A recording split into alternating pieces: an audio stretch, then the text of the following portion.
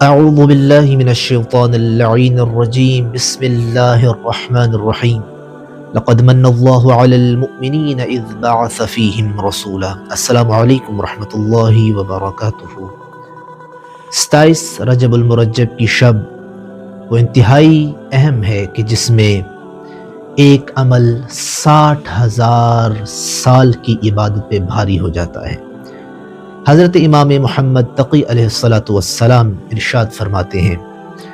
کہ 27 رجب المرجب کی شب انتہائی باعظمت ہے، اللہ نے اس کو بڑا باوقار بنایا ہے۔ اس شب میں ہمارے شیعوں کا ایک عمل 60,000 سال کی عبادت سے افضل ہے یا اس کے برابر ہے، اور فرمایا کہ اس شب میں عظمت اور فضیلت اتنی زیادہ ہے کہ سورج نے کسی چیز پر اپنی نور افشانی نہیں کی کہ جو اس شب میں عمل کرنے سے زیادہ باوقار اور باعظمت ہو۔ تو جب پوچھا گیا کہ اے مولا آپ بتائیں کہ اس شب میں باعظمت بافضیلت یا سب سے افضل عمل کیا ہے، تو میرے آقا نے ارشاد فرمایا کہ جب تم نماز عشاء پڑھ لو تو پھر بستر پر چلے جاؤ، تھوڑا راحت کرو، سکون کرو، آرام کرو، اور پھر شب کے ایک حصے میں بستر کو چھوڑو اور اٹھ کر 12 رکعت نماز پڑھو۔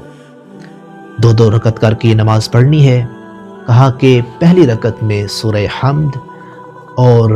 اس کے بعد مفصل صورتوں میں سے یعنی سورہ محمد سے لے کے سورہ ناس تک کوئی بھی ایک صورت آپ پڑھیں۔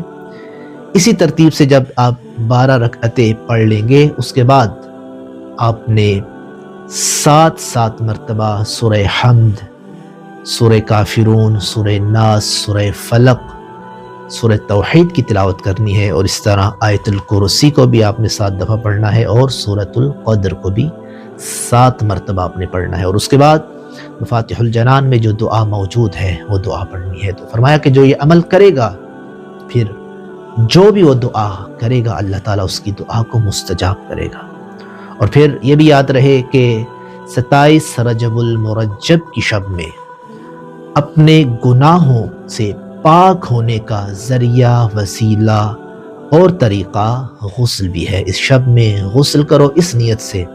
کہ پاک پروردگار میں اس شب میں غسل کر رہا ہوں تاکہ میں